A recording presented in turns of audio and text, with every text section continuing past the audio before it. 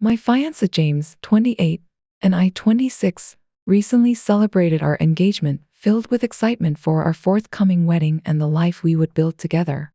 Our love was deep-rooted, and we were eager to embark on this lifelong journey side by side. However, a recent incident involving my future in-laws has cast a shadow of doubt over our relationship. To provide context, James and I both come from working-class backgrounds, yet our familial dynamics couldn't be more distinct. My upbringing instilled in me the values of hard work and independence, fostering a sense of self-reliance from a young age. My parents, supportive yet hands-off, encouraged me to carve my path in life, intervening only when I sought guidance. I entered the workforce at 16 and moved out at 18, eager to forge my own path. In stark contrast, James's upbringing was marked by a pervasive level of parental control. His parents adhered to a strict, hands-on approach, dictating his every move and decision. From an early age, they instilled in him their values and traditions, demanding compliance at every turn. Their influence extended beyond mere guidance, verging on interference that left James with little autonomy. Even his financial affairs were subject to their control, with his parents dictating how he managed his income each month. When James and I first started dating, he was transparent about his parents' hold over him. Initially, as our relationship was in its infancy, I didn't fully grasp the extent of their influence. However, as our love deepened and our commitment to each other grew, I began to witness firsthand the challenges posed by his parents' overbearing presence. His mother's nightly calls at 8 p.m., demanding his return for family dinners, became a recurring source of tension, often conflicting with our plans together. She consistently shut down any suggestions otherwise, reminding him firmly of his obligations to return home or face the consequence of being kicked out. Another striking incident unfolded when James reached out to me, clearly in agony from a severe stomach ache that had plagued him throughout the day. Astonishingly, his parents adamantly dismissed the necessity of seeking medical attention, convinced that modern medicine held no remedy. Furthermore, they actively discouraged him from spending money on medical bills, a decision that left me utterly perplexed. Witnessing James suffer without recourse, I felt compelled to leave work immediately and race to his side, ensuring he received the necessary medical care in time. The situation struck me as profoundly abnormal, as I had never before encountered such strict control exerted over an adult's life. Inquiring further into James's parents' behavior, he confided in me about their upbringing within a cult, where stringent rules governed every aspect of their lives. The deeply ingrained beliefs from their past seemed to linger stubbornly, making it difficult for them to embrace change. While I struggled to fully comprehend the complexity of his family dynamics, I recognized the importance of refraining from passing judgment or interfering unnecessarily. As our relationship blossomed and our connection grew stronger, we found ourselves yearning to spend even more time together. Eventually, we made the mutual decision to take the next step and move in together. With me having my own apartment and James still residing with his parents, it seemed only natural for him to transition into my space. Little did I anticipate the tumultuous reaction that awaited us. Upon learning of James's plans to move out, his parents' fury was unleashed, and surprisingly, their anger seemed directed more towards me than towards James himself. In an attempt to address their concerns, they extended an invitation for dinner, intending to confront me directly about our decision. I stood my ground, emphasizing that James and I, deeply enamored, were entitled to carve out our own space. Linda, James's mother, didn't mince words in expressing her disapproval of our relationship, citing her belief that women should not be the cause of family rifts. James's father, Robert, took it a step further, delving into the intricacies of my personal life, probing about my family background and career aspirations. My responses, honest and forthright, were met with unexpected criticism as Robert denounced my career-oriented nature. His vocal disapproval escalated, labeling me as selfish for allegedly prioritizing my own needs over James's well-being. I was taken aback by the harsh judgment emanating from him. Robert continued his diatribe, accusing me of coercing James into distancing himself from his parents and shouldering their financial burdens. Despite the internal turmoil his words incited, I maintained my composure, out of respect for James and his family. Thankfully, John, James's sibling, intervened, affirming his support and love for me. He clarified that the decision to move in together was solely James's, dispelling Robert's misconceptions. I reiterated James's autonomy as an adult capable of making his own choices, while also acknowledging Robert's concerns with empathy. With James by my side, holding my hand, we stood firm in our resolve to pursue our shared path, undeterred by Robert and Linda's disapproval. Despite their disappointment, James remained resolute in his decision. Since James moved in with me, our lives have evolved, experiencing a newfound simplicity and growth. Our journey together has been marked by positive transformations, a testament to our unwavering commitment to each other. He's now independent of his parents' influence, and we've created our own haven, shielded from their judgments. Despite his mother's consistent 8 p.m. calls, like clockwork, I've grown accustomed to it. James dutifully sends money to his parents monthly, embodying the role of the devoted son. Over time, he's integrated more into my family life, finding solace in their laid-back demeanor and genuine affection. The contrast between my supportive family and the judgmental atmosphere he once knew has been a pleasant revelation for James. My brothers have warmly welcomed him into their weekend fishing trips, a testament to his seamless integration into our family dynamic. Regarding the recent incident, after announcing our engagement on social media and informing our parents, my parents were elated and immediately dove into wedding planning. Meanwhile, James seemed engrossed in a tense discussion with his parents. While I couldn't discern the details, I presumed they harbored their usual concerns about me. Trusting James to handle the situation, I opted not to intervene. However, his demeanor shifted notably after the call, leaving me with a sense of unease. Despite my inquiries, James brushed off any concerns, leading me to dismiss the incident. It wasn't until last week when he mentioned his parents' desire to visit for lunch that my apprehension resurfaced. I was utterly taken aback by their sudden visit, considering the years of distance and disregard they had shown towards me. Yet, a glimmer of hope flickered within me, perhaps fueled by the prospect of forging a stronger bond as I prepared to become their daughter-in-law. Anticipation mingled with nerves as I meticulously planned a lavish meal to impress them.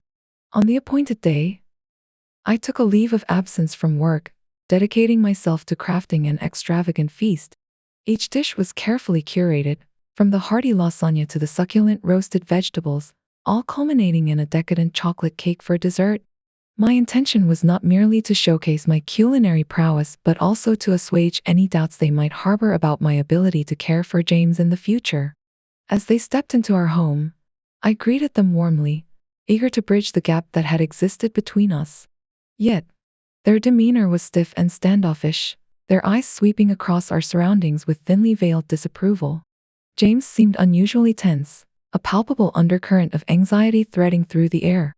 Throughout the meal, conversation faltered, punctuated only by James's mother's veiled criticisms of my cooking. Despite her apparent distaste, she dutifully cleaned her plate, a gesture that offered little solace amidst the growing unease. Following the meal, Robert's unexpected request for a tour of the house caught me off guard. As we traversed each room, his scrutinizing gaze felt invasive, unsettling.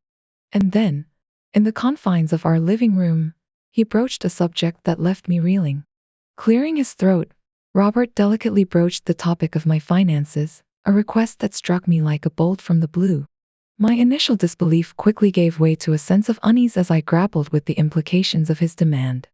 I had always prided myself on my transparency with James, freely sharing details of my earnings, investments, and savings. Yet, the notion of divulging such personal information to his parents felt like an intrusion, a violation of boundaries I had never anticipated. Turning to James, I sought reassurance, a silent plea for support or intervention. But to my dismay, he remained conspicuously silent, his discomfort mirroring my own. As the weight of Robert's request hung heavy in the air, I couldn't shake the feeling of betrayal, the sense that I was being forced to expose vulnerabilities I had long guarded. In that moment, as tension coiled tightly around us, I found myself grappling not only with Robert's demand but also with the broader implications for our relationship. It was a stark reminder of the complexities that lay ahead, the delicate balance between autonomy and familial expectations that we would need to navigate together. After some hesitation, I reluctantly acquiesced to their intrusive request. I presented Ed with documents detailing my assets and savings, granting them a glimpse into my financial affairs. Observing Robert and Linda's eyes widen in surprise, I couldn't help but feel a hint of pride.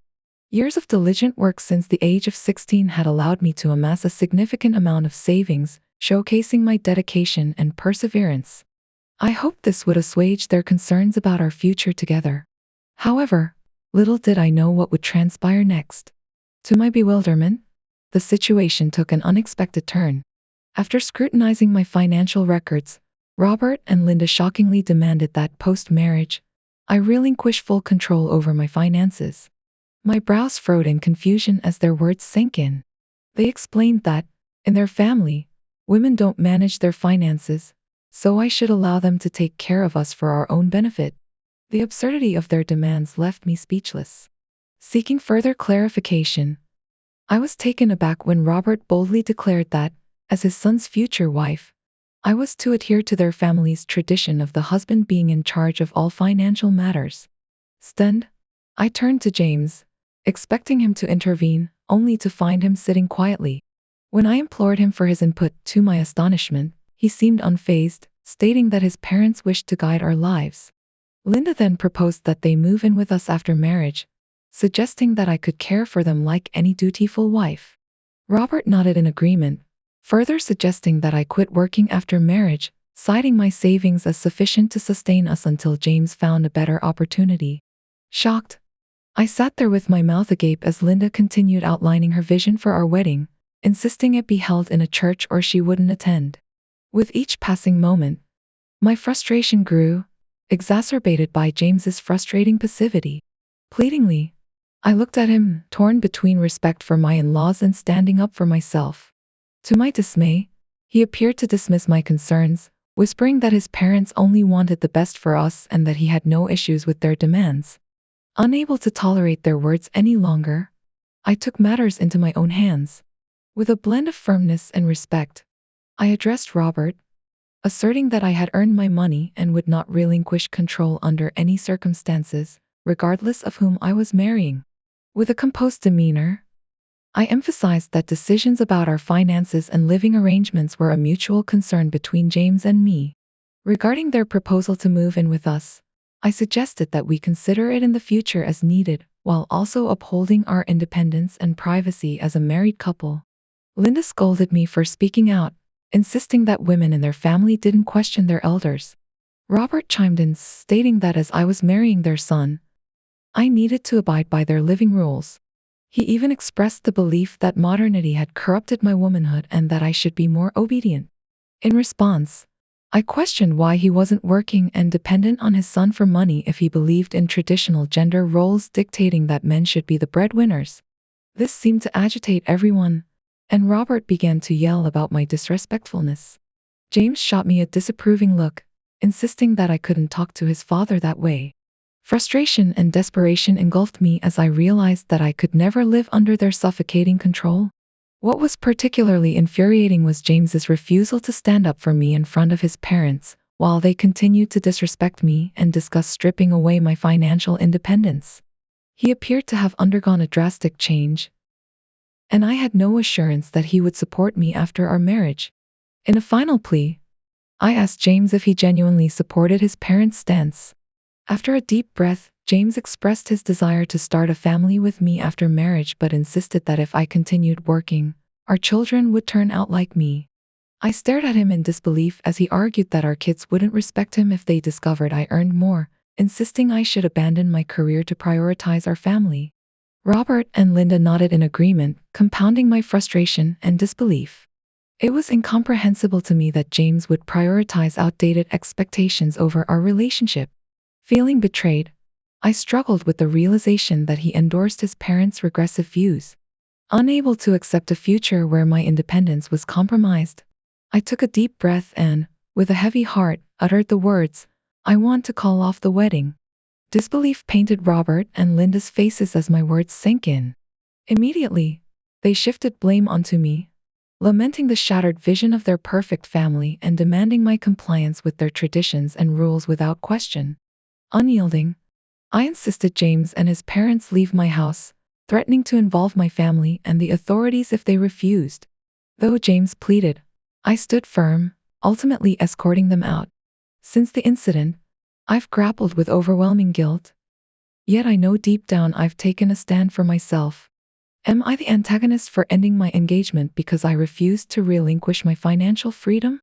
Update: since calling off my engagement 2 days ago, I've been consumed by tears. Urgently, I summoned my parents to my apartment, where I broke the troubling news to them. Concern etched their faces as they absorbed the gravity of the situation. My usually optimistic mom wore a furrowed brow, while my dad, a man of few words, offered a stern yet comforting embrace. He reassured me, expressing relief that James wasn't present to face his wrath. Despite my turmoil, I couldn't help but smile, knowing my parents would have swiftly addressed the situation. My brothers, having developed a camaraderie with James over the years, were visibly stunned by the news. Their expressions revealed shock and disbelief as they grappled with the unexpected turn of events. Despite their initial surprise, they promptly expressed that I did the right thing, offering comfort and assuring me of their unwavering support during this challenging period. As we continued to discuss the situation, I was relieved to see that I wasn't alone in my shock, as my family members too were taken aback by James's sudden change in behavior. I had been worried that I had missed these signs when we dated, but it was evident that James had skillfully concealed this aspect of himself until now. Questions flowed naturally, from the specifics of James's changed behavior to the unexpected demands put forth by his parents. We collectively expressed our surprise at witnessing a side of James we hadn't anticipated, especially in supporting his parents' unreasonable requests. The conversation swirled around the events that transpired, with each family member voicing their concerns and thoughts on the matter. Since the incident, my family has been incredibly supportive. My brothers suggested packing up James's things so they could drop them off at his parents' place, ensuring he doesn't have a reason to return here. My dad offered to change all the locks and install a camera at my driveway so if his parents come back, I can notify them or the police right away. Meanwhile, I have been bombarded with messages and calls from James, each one filled with a mix of apologies, pleading, and frustration. His parents joined the chorus, sending messages expressing disappointment and attempting to guilt-trip me into reconsidering. The constant notifications have created a whirlwind of emotions, but amidst it all, I am holding on to the decision I made for my own well-being. Update 2: James's parents have been arrested. My hands are shaking as I write this, as they have just been arrested a few hours ago, a week after our breakup, while I was still trying to heal from the emotional aftermath. Today, the doorbell rang, and I noticed through the security camera that James's parents were at my doorstep. I asked them politely to leave, as I didn't want to discuss anything with them. They pleaded, insisting they were here just to talk and urged me to hear them out for the last time. Quickly, I texted on my family chat that his parents were at my door, and my dad replied that he was on his way to my place. Feeling confident that he was coming over, I foolishly, against my better judgment, let them in. As his parents stepped inside, I felt even more anxious and just wanted them to leave. After saying their piece, they started by apologizing to me, which completely surprised me. I politely waited for them to explain themselves, and Linda expressed remorse over her earlier criticisms of my cooking. Robert then asked me if his demand to see my finances had made me uncomfortable. I nodded, and he attempted to justify their intrusive request. They tried to sound nice, but it still felt like they wanted to control things. They kept on talking, justifying why they felt the need to control my finances. Their explanations were frustrating, claiming it was for our own good, but it only made me angrier. They insisted on their right to dictate our lives, throwing reasons at me that sounded more like excuses for their overbearing behavior. Linda insisted that as a woman, my main focus should be on raising children and managing the household, while James should be the sole breadwinner. It was so absurd that I couldn't help but laugh in frustration. I found myself questioning their expectation for me to abandon my career, especially considering I was the primary breadwinner, earning twice as much as James, and managing our household responsibilities. Their response was swift and harsh.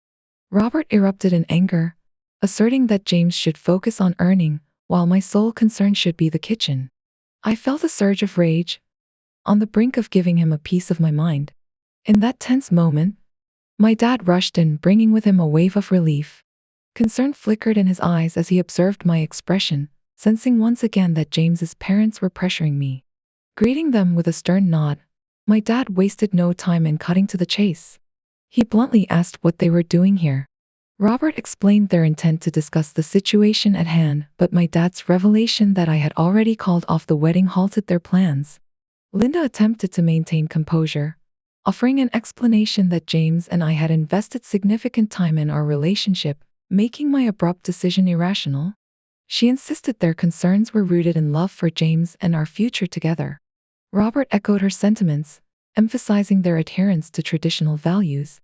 In his view, there was nothing wrong with him assuming the role of financial decision-maker while I managed household responsibilities, just as Linda did. I sensed my dad's growing agitation as he listened patiently, then firmly expressed his disagreement with their perspective. He emphasized that I would never give up my career for any man unless it was my choice. Despite being a man himself, he never imposed such absurd rules on our family. He firmly asserted that outdated gender roles had no place in our family dynamics. Robert's face flushed with frustration, while Linda's attempts to defuse the situation grew increasingly desperate. They continued to defend their stance, but my dad stood his ground. He calmly argued that James and I were equals, and our decisions should be based on mutual understanding rather than outdated norms. He pointed out that James wasn't financially capable of supporting me anyway, so instead of asking me to give up my career, they should encourage their son to become a better man. As the conversation escalated into a verbal tug-of-war, I sat uncomfortably, witnessing the conflict. Despite my dad's efforts to reason with James's parents, an impasse was reached. Robert's agitation intensified, his voice rising as he insisted they were only looking out for James's best interests. In contrast, my dad remained composed, reiterating his support for my decision to end the engagement. Amidst the escalating tension, Robert's demeanor turned hostile, launching a barrage of insults at me. Visibly angered, my dad struggled to contain his frustration. Robert continued to yell accusations, claiming I had wasted James's time, while my dad retorted that James had been the one to deceive me all along. As I witnessed the escalating conflict between my dad and Robert, I realized the situation was rapidly getting out of hand. James's parents' relentless persistence pushed me to a breaking point, and I had to make the difficult decision to call the police. As tensions continued to escalate and the authorities were on their way, Robert and Linda kept yelling at me.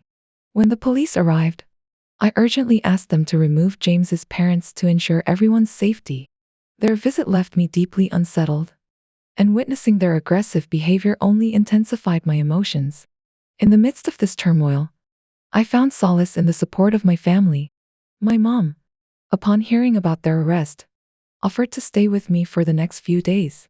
Despite my brother's anger and desire to confront James, my dad managed to intervene and dissuade them from taking any impulsive actions.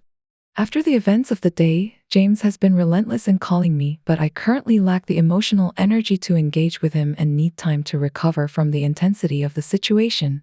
3 months have passed since my last update, and many have expressed concern for me. However, I'm happy to share a much more positive update today. In the 3 months following the intense encounter with James's parents, I've undergone a significant transformation. Breaking off the engagement was undoubtedly a tough decision, and initially wrestled with guilt, but deep down, I knew I had stood up for my principles and myself. My incredible family provided unwavering comfort and understanding, rallying around me during my emotional healing. My mom stayed with me until I felt safe enough to live on my own, while my dad visited every morning, and we began going for walks together, which has become our routine now. I cherish these moments with him. My brothers offered their support in various ways, demonstrating their solidarity with actions rather than words. Despite James's continued attempts to reach out with messages filled with apologies and pleas, explaining how he was influenced by his parents after our engagement, I remained steadfast in my decision. I made it clear to him that I was done with him and his family, blocking all of them to protect my mental peace. In terms of my career and financial independence, I have thrived. The incident reinforced my commitment to maintaining control over my finances, and I have excelled in my job, embracing the empowerment that comes with financial autonomy. Reconnecting with friends and pursuing personal interests has also brought me solace. The supportive network around me has been crucial in my journey of rediscovering myself as a single woman after so long. Reflecting on my decision to break off the engagement, I am convinced it was the right choice. It allowed me to reclaim my agency, prioritize my happiness, and foster personal growth. To any young woman reading this, my advice is never to let anyone control you in the name of love. Stay tuned for more stories from our girl relationships.